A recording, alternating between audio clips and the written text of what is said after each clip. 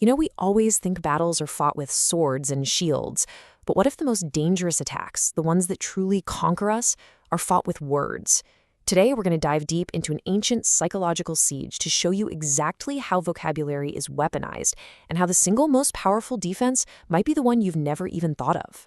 This idea right here, it's pretty much the foundation for everything we're talking about. It's a core principle in psychology, in negotiation, you name it. And the concept is so simple, but it's incredibly profound. If you can control the language of a conflict, you control the outcome. Get your opponent to accept your definitions, and you've already won the game. And this is exactly why this is so critical. Think about it. If an enemy can get you to speak his language, to use his words to describe your problem, your hopes, your fears, he's basically planted his flag in your mind. You've already surrendered the high ground before the first shot is even fired, because now you're fighting on his turf by his rules. Okay, so to really see how this plays out, we're going to a fantastic case study from the book of Isaiah, chapter 36. We're going to analyze this really specific and, frankly, terrifying tactic that I like to call destabilization via code switching. It's all about how an enemy can sidestep your rational brain and speak directly to your raw, unfiltered fear. So, picture this. The scene is intense. The massive, intimidating Assyrian army is right at the gates of Jerusalem. Their top general, a guy named Rabshakeh, steps forward to negotiate. But the Jewish officials who go out to meet him, they're not just worried about the swords and arrows, they are acutely aware of the psychological war that's about to unfold. So they make this very specific, almost strange request. Why? What's the big deal about which language he uses? Well, they understand that the danger isn't just in the message, it's in the medium. They're desperately trying to create a linguistic firewall to protect their people from a full-blown psychological assault. And what's so fascinating here is the strategic difference between these two languages. Aramaic at the time was the international language of diplomacy. It was formal, it was detached, it was logical. Think of it as the language of your prefrontal cortex, the part of your brain that handles rational thought.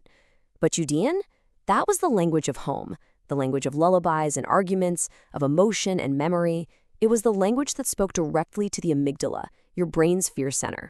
But the Assyrian general Rabshakeh, he's no fool. He brilliantly refuses their request. He knows exactly what he's doing. He starts shouting in Judean, deliberately code switching.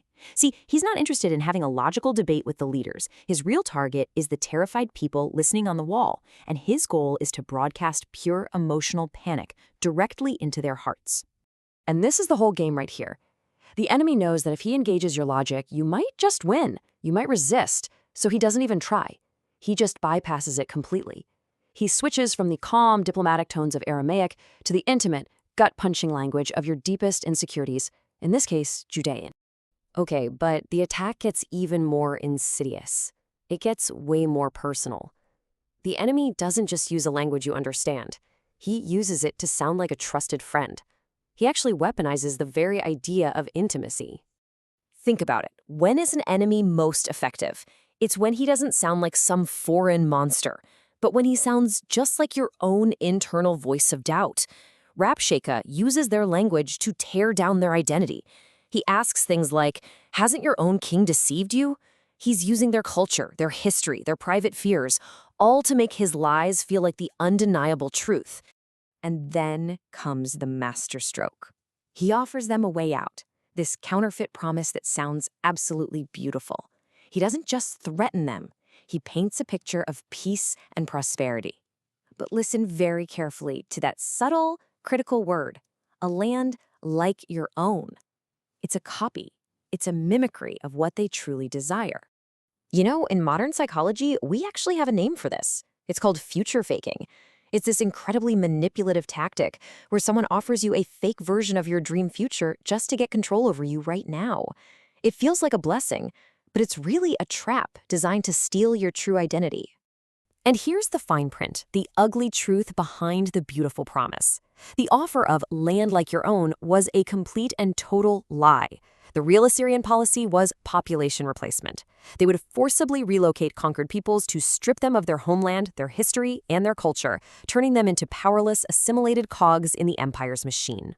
So the lesson here is crystal clear. It really boils down to this. An enemy might describe the cage as a palace. He might promise you all the grain and wine you want, but that doesn't change what it is. A cage with food is still a cage. If his peace means surrender and his prosperity means you lose who you are, then you lose everything that actually matters. So you might be wondering, how on earth do you fight this? The attack seems foolproof. The enemy has hijacked your language, he's bypassed your logic, and he's talking directly to your fear. The solution, it turns out, is as powerful as it is completely unexpected. In this game, it's the only winning move. King Hezekiah gives a command that is it's pure spiritual and psychological genius. He tells his people to do nothing, to say nothing. He orders strategic silence. He understands that the only way to win this kind of war is to refuse to play. Because think about what happens the second you start to argue back. The moment you answer, even if it's to defend yourself, you've validated his terms. You've accepted that his attack is legitimate, that his framework for the conversation is valid.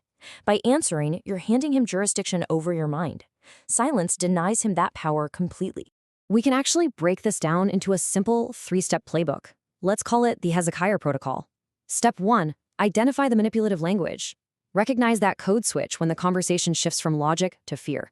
Step 2, refuse to validate the conversation. Just don't accept the premise of the attack. And step 3, practice strategic silence. You create a total embargo on communication. Now, this isn't weakness. This isn't being passive. It's a profound form of strength, something we can call cognitive independence. Think about Noah. The whole world was screaming at him, calling him a fool. But he didn't debate them. He couldn't win an argument using their logic. So what did he do? He just kept building in silence, focused on his own instructions, on a higher language. So ultimately, this ancient story leaves us with a choice. There are really 2 languages being spoken at the wall. There's the language of Judean, the voice of fear, of panic, of short-term survival. And then there's another language, a language of silence, of trust, of a higher authority. And that brings the question right back to us, doesn't it? It makes it deeply personal. When the voices around you, or maybe even the voices inside your own head, start screaming in that old familiar language of your trauma, your insecurity, your deepest fears, what do? How do you answer? Well, the incredible lesson from Hezekiah is that you don't have to answer at all. You don't have to engage. Sometimes the most powerful, the most defiant, and the most victorious answer you can possibly give is silence.